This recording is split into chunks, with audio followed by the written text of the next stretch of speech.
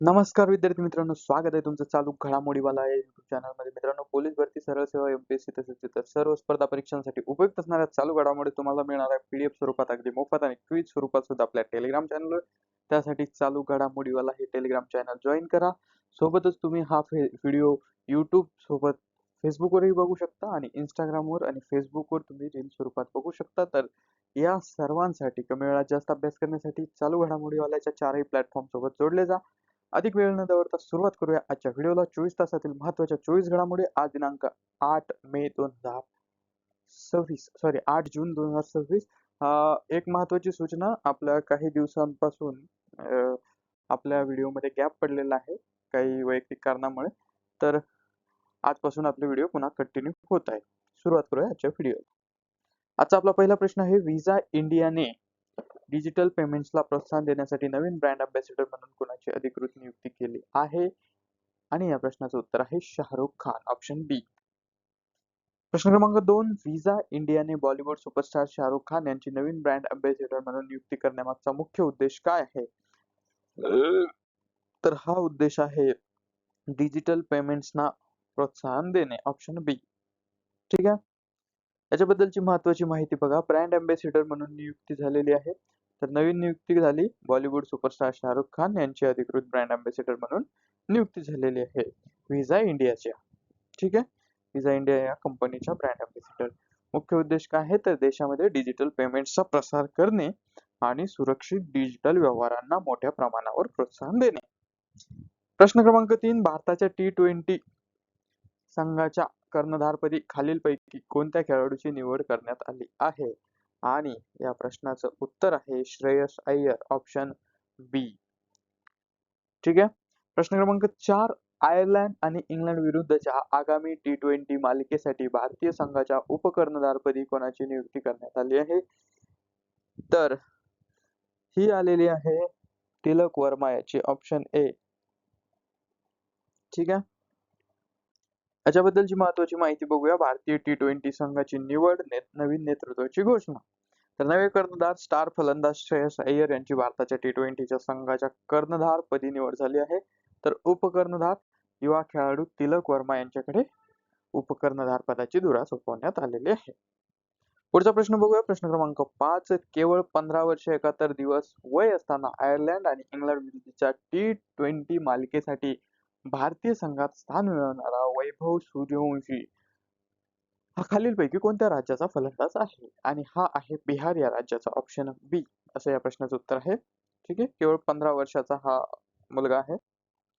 प्रश्न क्रमांक 6, भारताच्या वरिष्ठ पुरुष क्रिकेट संघात निवड होणारा आतापर्यंतचा सर्वात तरुण खेळाडू कोण ठरला आहे?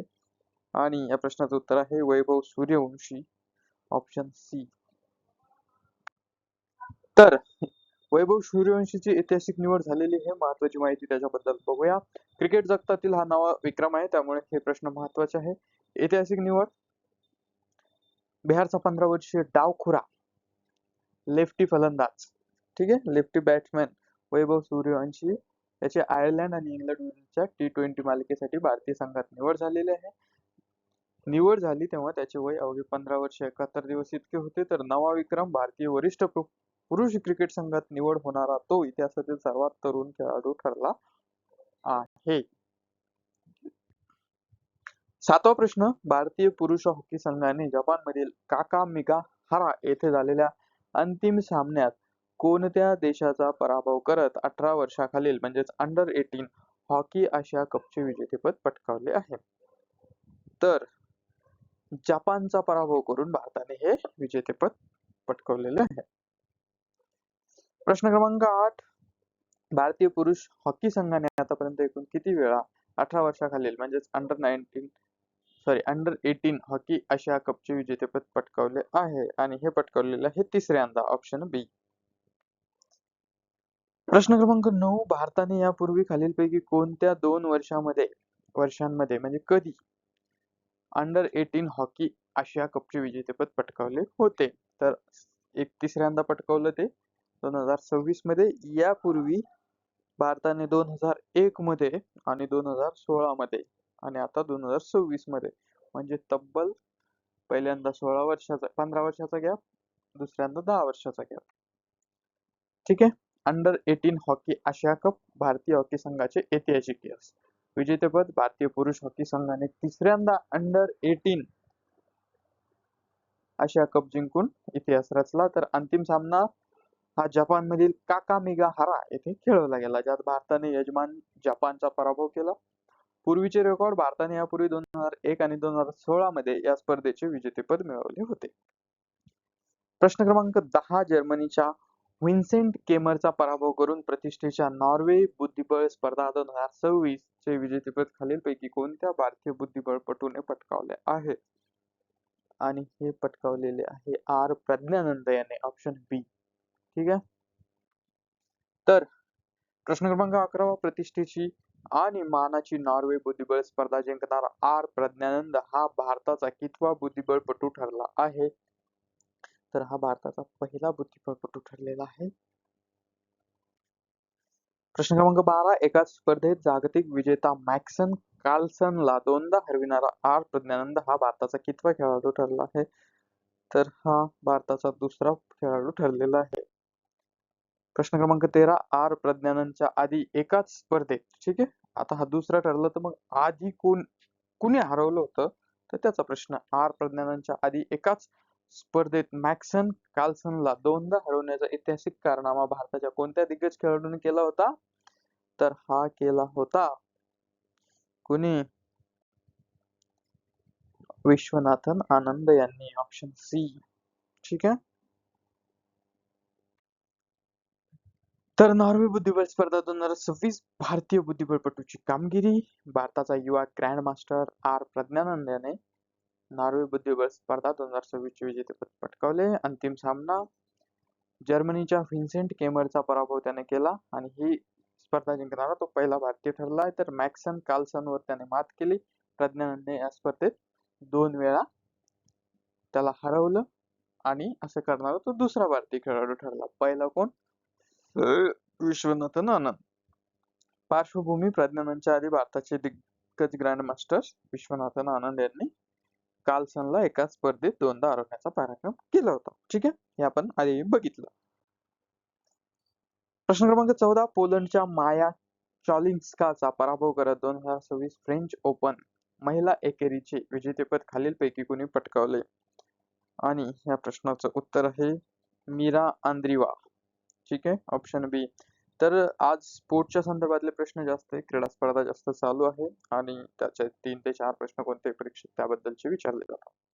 प्रश्न क्रमांक 15. 2026 फ्रेंच ओपन महिला एकेरीचे विजेतेपद पटकावणारी रशियाची टेनिसपटू मीरा आंद्रेवा हिचे वय किती वर्ष आहे? वयाच्या संदर्भातही प्रश्न येतो, असा नाही आला तर वेगळा येतो की कोणत्या अंडर 19 मध्ये खेळली का काय खेळली, तर ही 19 वर्षाची आहे. प्रश्न क्रमांक 16. 2026 मध्ये फ्रेंच ओपन महिला एकेरीचे विजेतेपद पटकावून 1992 मधील मोनिका सेलेस नंतर ही स्पर्धा जिंकणारी सर्वात युवा महिला खेळाडू कोण ठरली आहे? तर ही ठरलेली आहे मीरा आंद्रीवा. अर्थातच आपण मीरा आंद्रीवा बद्दलच बघतोय. तर प्रश्न क्रमांक 17. 2026 फ्रेंच ओपनचा महिला एकेरीचा अंतिम सामना पॅरिस, फ्रान्स येथील रोला गॅरोस मधील कोणत्या कोर्टवर खेळवला गेला आहे? ठीक आहे. तर कोर्टवर जरी नाही आलं तरी कुठे जर खेळवला गेला तर पॅरिस किंवा कोणत्या शहरात, तर फ्रान्स. हे म्हणजे सगळं तुमचं कव्हर होण्याच्या हिशोबाने असे प्रश्न घेतले. तर फिलिप चॅटियर कोर्ट. टेनिस जगातील नवा इतिहास. रशियाच्या 19 वर्षीय मीरा आंद्रीवाने पहिल्यांदाच फ्रेंच ओपन महिला एकेरीचे विजेतेपद पटकावले. अंतिम सामना झाला पॅरिस या देशामध्ये, फ्रान्स या शहरामध्ये. पॅरिसची राजधानी आहे फ्रान्स येथील रोला गॅरोस मधील सुप्रसिद्ध फिलिप चॅटियर कोर्टवर. ठीक आहे. आणि तिने पोलंड या देशाच्या खेळाडू माया चॉल्स्लिंकाचा पराभव केला. ठीक आहे. आता या ठिकाणी तुम्हाला मीरा आंद्रेवाचा देश कोणता आहे ते लक्षात आलं.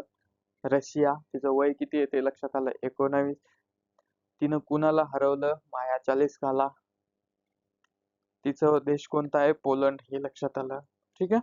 तर आंद्रेवा ही 1992 मध्ये मोनिका सेलेस नंतर फ्रेंच ओपन जिंकणारी सर्वात युवा महिला खेळाडू ठरली आहे. ठीक आहे. चलो, प्रश्न क्रमांक 18. केंद्र सरकारच्या PM सूर्यघर योजने मोफत वीज योजनेच्या यशस्वी यशस्वी अंमलबजावणीत खालीलपैकी कोणत्या राज्याने देशात अव्वल स्थान किंवा प्रथम क्रमांक पटकावलेला आहे? तर हा आपल्या महाराष्ट्रानं पटकावलेला आहे. ठीक आहे. ऑप्शन बी असं या प्रश्नाचं उत्तर आहे. पीएम सूर्यघर मोफत वीज योजनेमधील 2 वर्षाच्या उत्कृष्ट कामगिरीसाठी नवीन आणि नवीकरणीय ऊर्जा मंत्रालयाकडून महाराष्ट्राला एकूण किती राष्ट्रीय पुरस्कारांनी गौरवण्यात आले आहे? सॉरी. आणि हे 8 राष्ट्रीय पुरस्कार असं या प्रश्नाचं उत्तर आहे. Option C. प्रश्न क्रमांक 20. देशांमध्ये घराच्या छतांवर सौर प्रकल्प बसविण्यात महाराष्ट्र राज्य कितव्या क्रमांकावर आहे? आणि या प्रश्नाचं उत्तर आहे दुसऱ्या क्रमांकावर. ऑप्शन बी. प्रश्न क्रमांक 21. देशामध्ये घराच्या छतावर सौर प्रकल्प बसविण्यात प्रथम क्रमांकावर राज्य कोणतं आहे? तर प्रथम क्रमांकावर गुजरात हे राज्य आहे. Option A. पीएम सूर्यघर मोफत वीज योजनेची माहिती बघूया. तर महाराष्ट्राची राष्ट्रीय पातळीवर ऐतिहासिक कामगिरी अंमलबजावणीत अव्वल. केंद्र सरकारच्या पीएम सूर्यघर मोफत वीज योजनेच्या अंमलबजावणीत महाराष्ट्र देशात पहिल्या क्रमांकावर आहे. राष्ट्रीय पुरस्कार 8 मिळालेले आहे आणि पहिलं राज्य गुजरात आहे. प्रश्न क्रमांक 22. जागतिक अन्न सुरक्षा दिन दरवर्षी खालीलपैकी कोणत्या दिवशी साजरा केला जातो? तर अर्थात हा केला जातो 7 जूनला. कालच हा साजरा झालेला आहे. तर इतिहासामध्ये पहिला जागतिक अन्न सुरक्षा दिवस कोणत्या वर्षी साजरा करण्यात आला होता? तर हा आला होता 2019 ला. Option C. प्रश्न क्रमांक 24. जागतिक अन्न सुरक्षा दिन 2026 ची अधिकृत थीम खालीलपैकी काय होती? तर ही थीम होती from burden to solution, safe food everywhere. Option C. ठीक आहे. तर अन्न सुरक्षा आणि जनजागृती याच्याबद्दलचे महत्त्वाचे मुद्दे बघा. जागतिक अन्न सुरक्षा दिन दरवर्षी 7 जून रोजी जगभरात साजरा केला जातो. या दिवसाची सुरुवात संयुक्त राष्ट्राद्वारे करण्यात आली असून 2019 मध्ये पहिला जागतिक अन्न सुरक्षा दिवस साजरा झाला होता. तर वर्ष 2026 ची थीम आहे from burden to solution, safe food everywhere, म्हणजे ओझ्यापासून उपायापर्यंत सर्वत्र सुरक्षित अन्न ही निश्चित करण्यात आलेली आहे थीम. तर मित्रांनो, 24 तासातील महत्त्वाच्या 24 चालू घडामोडी आपण बघितल्या. आजचा व्हिडिओ तुम्हाला कसा वाटला ते कमेंटमध्ये नक्की कळवा. आणि आजपासून आपण पुन्हा कंटिन्यू करतोय चालू घडामोडीवाला कमी वेळात जास्त अभ्यास करण्यासाठी 4ही प्लॅटफॉर्म सोबत जोडले जा. मोफत PDF आणि क्विज स्वरूपात प्रॅक्टिस करा.